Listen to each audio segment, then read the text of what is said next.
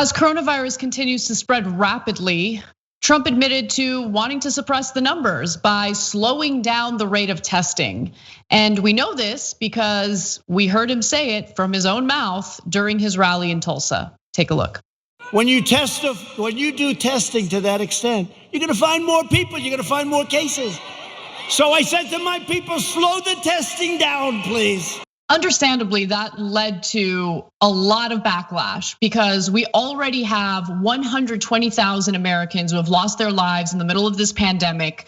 There are record numbers in various states. Nearly 24 states have seen a pretty severe increase in the number of new coronavirus cases. Florida has just passed 100,000 cases. And even though the United States accounts for about 4% of the world's population, we unfortunately account for 25% of coronavirus deaths. And so it's a complete and utter disaster, and it's due to Donald Trump's incompetence, lack of compassion, and unwillingness to really be a leader when the country needs a leader to get us through this pandemic. So later he was asked by a reporter, hey, did you tell your people to slow down the testing? And guess what? He didn't deny it. Take a look. On Saturday night, you said that you told your staff to slow the testing down to improve the numbers. We do more testing than any country in the world by far, 25 million tests. Other countries do 1 million. We're doing so much testing, 25 million tests. Nobody thought that was possible. But did you ask to slow it down? If it did slow down, frankly, I think we're way ahead of ourselves, if you want to know the truth. We've done too good a job. Well, look, he didn't answer the question, and that is an admission of guilt there. I have no question in my mind that he did not want more testing. We had done stories before his Tulsa rally where he admitted that more testing means more positive COVID outcomes.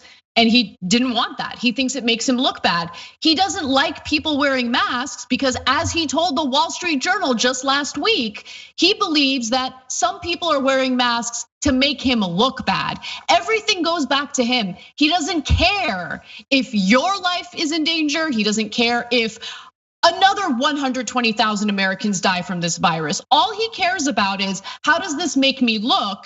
And maybe I can talk my way out of it. Maybe I can lie my way out of what so many Americans are experiencing right now. Yeah, and I actually think you're being too kind to him. I don't think there's any debate at all. When he paused there, did you ask them to slow down the testing? And he's like, and then he said that the testing is making us look bad. Where's the question? There's no question. He definitely said it. He said it himself. He didn't deny it, and he went on to explain why testing is making him look bad. So there's absolutely no question about it. Now, let me correct him on a couple of fronts and get to the most important part. First, per capita, there are actually several other countries that have tested more people than us. Russia has, Spain has, the UK has. And then for some countries like Germany, the reason they have not tested more per capita than us is because they tested so early and effectively, and they put in a regimen of testing that continues to this day that does contact tracing, that they had very few cases. So since they were so successful in fighting the virus, they didn't have to do as many tests of a mass amount of people like we did, because we bundled it for months while Germany, South Korea, and others got it almost exactly right. So if we had effective leadership like Angela Merkel, then we would have so many less deaths. Right now we're at 122,000 deaths. So let alone the number of cases, because he's saying like, oh, but a lot of these things are not even that big a deal. Well, actually there's truth to that. Not everybody who gets coronavirus dies. In fact, for most people, it's not an extreme case. But we're not leading in just cases, we're also leading in deaths. And I'm pretty sure you can't fake that. Exactly, and there's no denying it. I mean, the numbers speak for themselves. I'm gonna go to the second graphic here and give you some specific examples of what various states are experiencing. So for instance, Arizona health officials reported 2,592 new infections on Sunday alone. The state's total of cases has nearly doubled in 14 days. Florida reported 3,000 more COVID-19 cases on Sunday after reaching a new daily high of over 4,000 new infections the day before. And as I mentioned, Florida has now surpassed 100,000 cases of coronavirus. The governor DeSantis refuses to shut anything down. Now it's really up to leaders, or politicians, I should say, on a hyper local level to take matters into their own hands. And the city of Miami has just implemented mandatory mask wearing when people are out in public, because this situation is dire and there is no leadership on a federal level. And if you're living in a red state, likely no leadership on a state level either. New cases of the novel coronavirus are now rising in 23 states. That's according to Johns Hopkins University. The disease is steady in only 10 states and falling in 17. Health experts warn that spikes in infections in states like Florida and Arizona, both of which recorded new highs in daily infection rates over the weekend, are being driven by the public's waning willingness to avoid large gatherings and a reticence to wear masks. And Cenk, like, the anti-mask propaganda is unbelievable. It's just incredible to me. I'm hearing nonsensical things like, oh, masks give you this false sense of security and safety. If everyone wears masks, we're going to lower the number of new coronavirus cases by 80 to 85%, depending on which study you're looking at, okay? Wear your damn mask and shut up. Why are people this should not be a polarizing issue. It should not be a polarizing issue. If you care about your life, if you care about your family members' lives, stop being a moron, turn Fox News off and wear your damn mask. Why are people this difficult in this country? I don't get it. I just don't get it. I actually think wearing seatbelts gives you a false sense of security. I prefer flying out of the front windshield. So of course it gives you actual security. It doesn't mean it gives you 100% security, but it improves your security by 85%. So that is much, much better. But Anna, you're absolutely right to focus on the mask, because that is the most gratuitous part of Trump's strategy. I understand, as a horrible a person as he is, that, hey, if he slows down the test, it gives you the optics of having less cases because you just didn't bother testing people. Now, in the long run, that actually creates more cases, more deaths, and even hurts his beloved stock market more. That's Trump being a moron, but I get the logical connection why he doesn't want the appearance of more cases, right? As monstrous as the results are.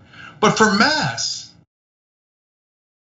but you would have less cases, and that would help your optics, and you'd have less deaths, and that would help the economy, and that would help your chance at re-election. It's just that he thinks it makes people look weak. It makes him look weak. It makes Republicans look weak, and they're like, "Oh yeah, I'll show you how manly I am by dying." Yeah. What an unbelievable moron! And the problem is his own followers are honestly even dumber than he is. So they think, oh, if that guy tells, you know how your mom says when you're a kid, hey, if somebody jumps off a bridge, would you do it? And it turns out a third of the country would. If Trump tells them to jump off a bridge, they would. He tells them to not wear a mask and expose their family to death, and they do it. That's amazing. We've lost a third of this country to criminal stupidity. And it's not just about what Trump says. It's about how Trump's stupidity seeps into conservative media, and that propaganda is highly effective, especially on social media, where middle-aged moms across the country think they're getting their news, and it's just devastating.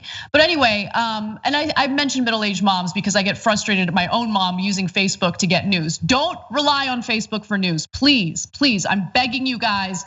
Stay safe and educate yourselves by relying on credible sources. But I do want to just go to Peter Navarro real quick. Let's take a look at what he had to say. You know, it was tongue in cheek. Did the president?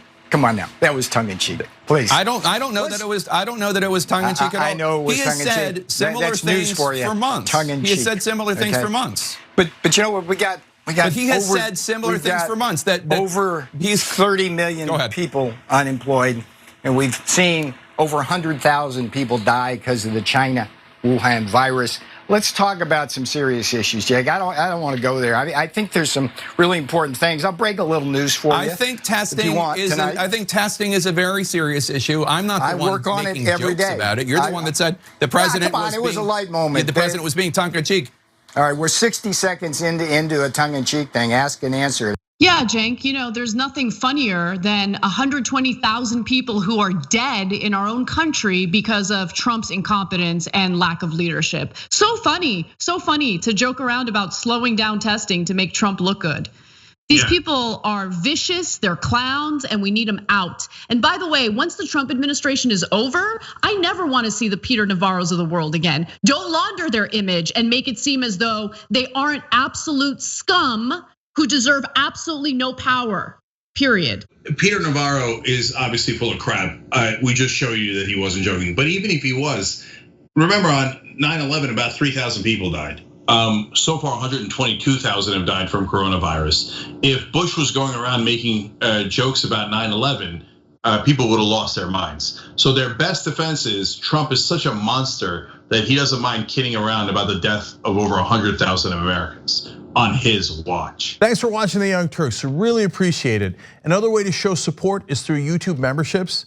You'll get to interact with us more. There's live chat emojis, badges. You've got emojis of me, Anna, John, JR. So those are super fun. But you also get playback of our exclusive member-only shows and specials right after they air. So all of that, all you gotta do is click that join button right underneath the video. Thank you.